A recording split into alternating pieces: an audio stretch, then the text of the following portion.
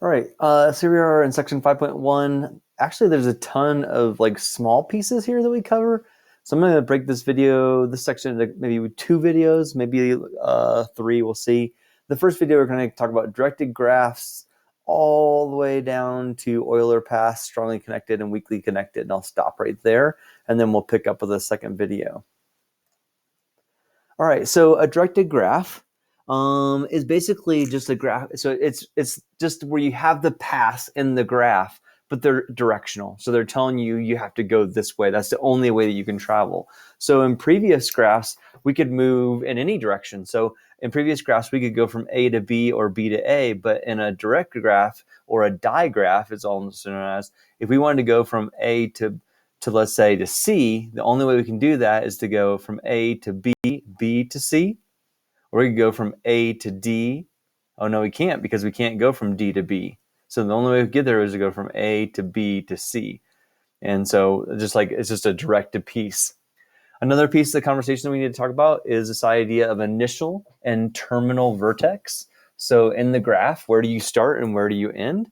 And so in this case right here, if U and V are vertices of the graph G, and the path UV, so this is the path UV, is the edge of G. Then we say that U is the initial and the initial vertex of UV, and V is the terminal. So we're starting at U, we're ending at V. So it's kind of a self-explanatory, but we have to define these things to be able to work through different problems and be able to understand. So kind of that definition piece always kind of makes things complicated seeming. All right. So then we have an example. Describe the digraph represented in figure 2 in terms of the vertex set V and the edges set E. All right. And so the whole idea is that we want to be able to look at the vertex set. And so in this particular case, the vertex set is going to be, we have A, B, C, D, and E. So those are the vertices. And then we have our edge set. So because it's directed, we can go from A to B. So that's that one. We can go from A to D. That's that one. We can go from B to C. That's that. We can go from B to D. That's that one. We can go from C to B. That's that. We can go from C to E. And because we have a loop, we can go from E to E. And that's that. So that's just listing out in our directed graphs our different vertices and our edge paths. All right, so now in degree. So once again, we're just building up this vocabulary. So in degree is the number of edges in which V is the terminal vertex. All right, versus the out degree is the number of edges that is the initial vertex. So let's take a look at that real quickly down here. So the n degree, so let's take a look at this vertice right here. So in this case right here, this graph only, or that vertice only has an out degree. So that would be 1, 2, 3. Its out degree would be 3, and its in degree would be 0 because there's no numbers coming in, all right? Or no edges or paths coming in, all right? Let's take a look at another vertice. Let's take a look at this guy down here. So in this case right here, we have an in, and an in, but no out. So the in degree on this one would be 3, and the out degree would be 0. And let's take a look at this guy right here. So this guy's in degree would be 1, 2, 3. So 3 coming in and 1, 2 going out. So 3 in and 2 out. Kind of a definition here. I don't have a great example for this, but let n be a positive integer. A path from A to B is a directed graph of length n is an alternating sequences of vertices and edges. So we have our initial vertice, and we have our terminal vertice, and then we have our sequences along the way. Notice that all but the first edge and the initial vertex of the edge is the same as the terminal vertex of the edge that it precedes. And so what it's saying is that like if you go like, let's break that down, is that the first edge and the initial vertex of the edge is the same as the terminal vertex of the edge that precedes it, that's before it. So like it starts at A, it starts at, and it ends, I'm sorry, excuse me, I'm actually saying this incorrectly. So let's go to this guy right here. So x1 is the terminal, and that's our vertice, and then it becomes our initial. So this is our terminal, then it becomes our initial because of its relationship between starting and ending. So that's kind of confusing, all right? And then it says that, we could also just list it by vertices, and we can omit the edges and just talk by vertices. So we can go from A to vertice x1 to vertice x2 and so forth, and that's kind of the same idea. So the length of it is going to be the number of vertices in that particular path. I don't see a ton of need for this one, but it's just kind of a definition we want to make sure we cover. All right, so directed graphs. So more on them. So we have simple path. So remember, let me pull my notes out so I don't say the wrong thing. So a simple path is a path that no edge is repeated. All right, so no edge is repeated on a directed. So a Euler path is a simple path that includes all the edges.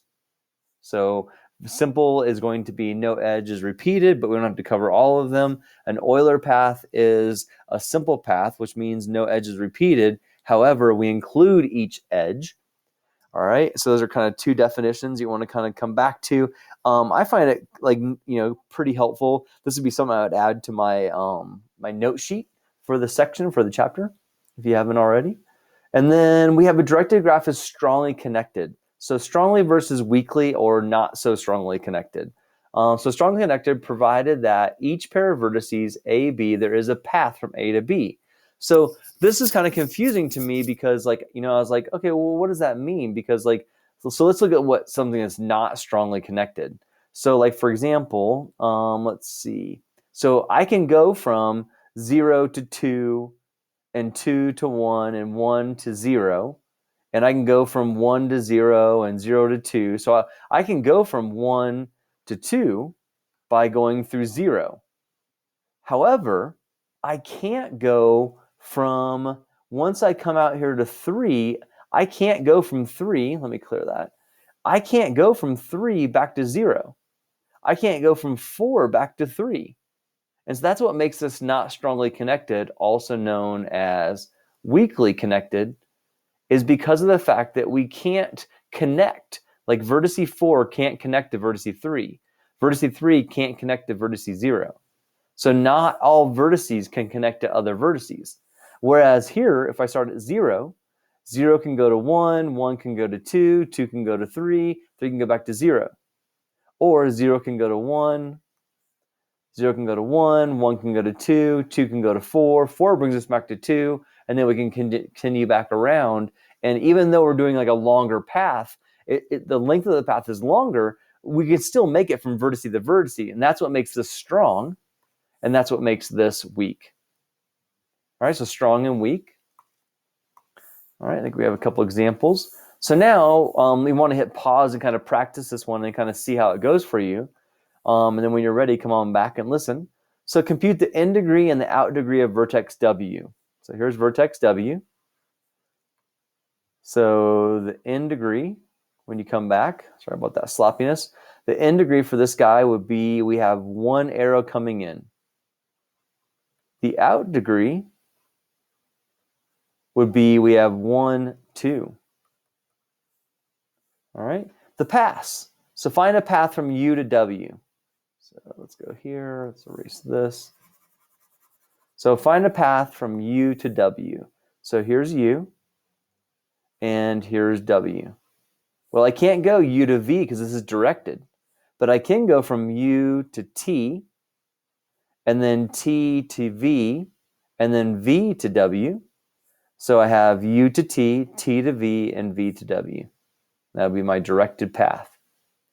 All right, the next one is explain why this graph is not strongly connected. So remember, when we're not strongly connected, then we lose the ability to go from one vertice to another. So I can go from U to T to V and then back to U. So V can go to U, and V can go to T, and T can go to V, and so forth and so on. However, W, I can only go to W, but W can't come back to any other because of the directed graph. So that's the why, because there's no path from V to W. We can't go back to V to get back to the other vertices. Explain why this graph is weakly connected. And if we ignore the directions on the edges, there's the path between each pair of vertices. So I could, if this was a non-directional graph, sorry, so this is a digraph, then I could move around, right? There'd be no arrows. I could go from W to V and V to W and so forth. If we ignore the direction of the edge, VW provides it back from V to W. Oh, you know what? I think I put the wrong word. I think that's supposed to say, explain what this graph is. Let me hit pause for a second, make sure I wrote that right. Yeah, sorry, I was just second guessing myself. It's all right. But it's basically saying if we ignore the directional part of this graph, we can go from V to W and W to V. But because it is directional, we can't go from W to V. So it's really kind of the same reason. It's kind of just explaining more in depth what we said about C. And so sorry for a little bit of confusion there on that. All right, let me hit pause real quick. I'm not sure if we have one more slide. All right, yeah, so we're going to talk about these theorems real quickly. So these are just two theorems that we kind of use. You're going to practice them and use them when you're kind of like solving some problems. So it's important to understand the vocabulary of it. So in theorem 1, this is something you're going to apply. If the in degree equals the out degree for each of the vertices of a weakly connected directed graph, then there is an Euler circuit in the directed graph. So an Euler circuit means, so first of all, is that if you're a circuit, then you start and end at the same vertex. And if you're an Euler circuit, then no edges are repeated. So it's a simple path with no edges repeated that start and end at the same place. So let's check our first requirement. Is that our in degree and our out degree are the same? So in 1, out 1. In 1, out 1. In 2, out 2. In 1, out 1. In 1, out 1. Okay, so check. Our in degree and our out degree are equal. All right. Weakly connected. So let's see. So I can go from 1 to 0, 0 to 2, and 2 to 1. I can go from 1 to 0, so I can go all the way around that circle right there. I can go from 1 to 0, 3 to 4, and 4 to 0, and then back to 3. So this is actually not a weakly connected, excuse me, hit pause. So I actually chose a bad example. This is not a weakly connected digraph. But we can see here that we can hit, in this particular case, we can actually do an Euler circuit because we can go from 1 to 2. No, that's right. And then 2 to 3, and then 3 to 4, and 4 to 0, and then 0 to 2, and then 2 to 1. So we can actually make that. Let me pause to make sure that I'm not seeing that is weakly connected or not. No, I agree. That is definitely, not weakly connected or a strongly connected graph, but it definitely has the in degree and out degree the same, and we can actually find an Euler circuit. So I just kind of found this image. Let's see if we can't find, we have some practice problems, see if we can't make it see a difference. All right, so pen clear. There we go. All right, theorem 2 talks a little more precisely. So we have a weakly connected digraph that has vertices for which the in degree is not equal to the out degree. So here I can see that on vertice 1, my out degree is 2 with no in degree. On vertice 2, my out degree is 2 with no in degree.